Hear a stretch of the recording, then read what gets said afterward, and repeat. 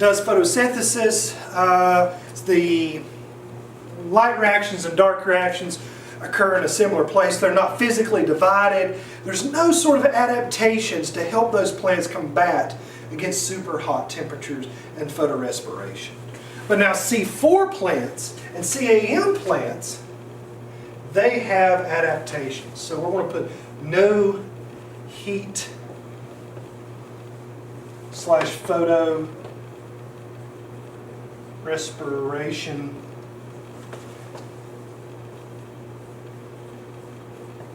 adaptations. And then here we have adaptations present.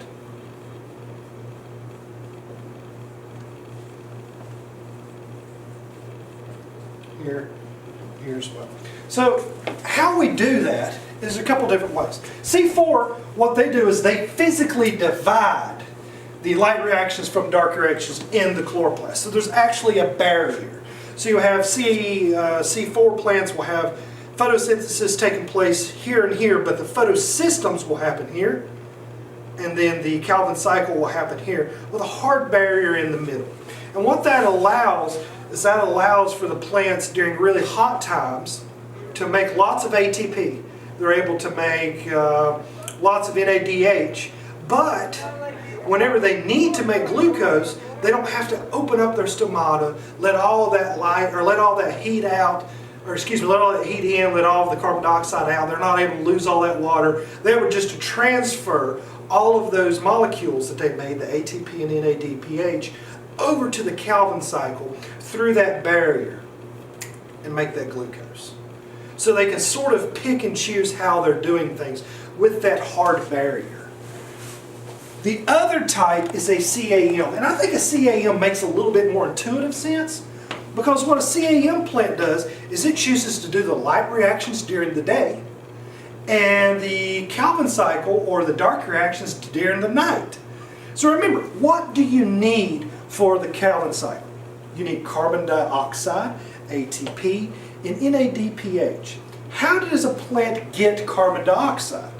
The same way we get oxygen, they essentially breathe it in. Now I use air quotes because they're not truly breathing with lungs.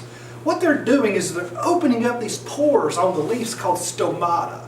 And if you look that word up, that word means pore, mouth, opening, something like that. These stomata will open up. They're able to bring carbon dioxide into the plant and let oxygen out. So once they bring it in, then they're able to carry out the Calvin cycle and make that glucose. So if you open up your pores on a very hot day, not only are you going to lose oxygen, which you want to lose, but you're going to lose a lot of your water that you've fought so hard to keep. What if you're a desert plant and water is you need water to survive? And it's a very, very rare resource for you to come across. Well, you want to keep every bit that you have. So what you do is you only open up your stomata when you need to, specifically at night. And that's what the CAM plants do. During the day, they don't need to open their stomata. They can make ATP and NADPH all day long in the light reactions. Then at night, they take that same ATP and NADPH, send it over to the Calvin cycle, open up their stomata, boom, they can start making glucose all night long from the saved up energy they made during that day, and not have to worry about losing so much water due to extreme heat. So that's a couple of the adaptations. The C4 has a physical barrier that separates it, that way they can help conserve water like that. An example of a C4 plant would be corn. An example of a CAM plant would be a cactus. An example of a C3 plant, which is a plant that has no heat or photorespiration adaptations, would be something like a potato or maybe an iris, daffodil, something like that. So a quick review. What we've went over is we've went over photosynthesis. Photosynthesis is the light, is to make something with light. So we're synthesizing with light.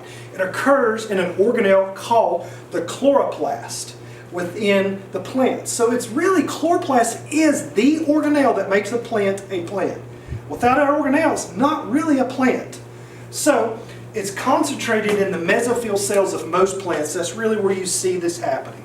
but it's the chloroplast that's really driving this photosynthesis. Remember, it can be broken down into two types of reactions: the light reactions, the dark reactions. The light reactions, you make ATP and NADPH. That's the outputs. The inputs are water and light. Water and light come in, out goes ATP, NADPH, and then you have a waste product coming out as well, which is oxygen. Next, you have the dark reactions, which can go by many names. Dark reactions, carbon reactions. I've seen it termed carbon cycle, which really is a little sketchy. And then finally, the Calvin cycle. Now, the Calvin cycle, or all these different terms, all mean the same thing. But what happens there is this is where you're taking the ATP and NADPH made in the light reactions in photosystem 2 and photosystem 1. And we're taking that and we're making glucose out of it. We're synthesizing glucose. So this is where the synthesis part comes from. So if you want to think about it like this, think about light and dark. So that's sort of how photosynthesis takes place. You input carbon dioxide, input ATP, and input NADPH. You output glucose from the Calvin cycle. That's how that works. Plants battle the loss of water, and they battle using oxygen rather than carbon dioxide to synthesize their glucose with. You cannot create glucose if we're using oxygen rather than carbon dioxide. So, plants that live in very hot areas have come up with a few adaptations to combat that. One physically divides it, it's the C4 plant. The other decides, hey, I'm going to do the light reactions during the day and the dark reactions during the night. That way I can open my stomata, get the carbon dioxide when it's much cooler at night. Remember, this is the equation, a very important equation. If the energy is flowing into the equation, you have photosynthesis. If the energy is resulting from the reaction, you have cellular respiration. And then finally, light. This was the first things we talked about. Light can be broken down into the visible light spectrum, which is Roy G. Biv. Red, orange, yellow, green, blue, indigo, violet. Roy G. Biv. And it's those colors that light uses. Remember, they reflect green and absorb most of the other ones. On some of the slides in the lectures, you can see quite a bit about light. And it's going to show you some really interesting things about that. You will see a slide. Let's see which number slide this is.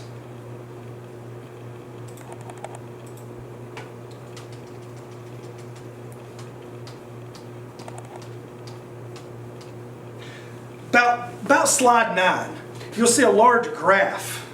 And this graph, actually, I'll just bring the camera around and show it to you. It's going to be a little bumpy here. Okay.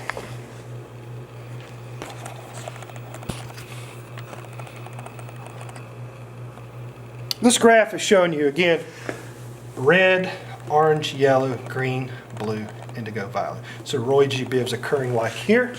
You see all these other things like this, phycoerythrin and carotenoids. All these colors are actually accessory pigments except for chlorophyll A and chlorophyll B. Chlorophyll A and B are primary pigments. And you can see if we follow chlorophyll A, which is this one right here, we follow it. Look where it absorbs. So this is absorption. It's absorbing the blues, reflecting the greens, and absorbing the reds. So it absorbs here and here and reflects. So chlorophyll is green in color. Okay? So I think that should have it, guys. If you have any questions, don't be afraid to email me and let me know. I'll post this up, and hopefully I'll see you Monday. But if not, you've got this to study with. Talk to you soon.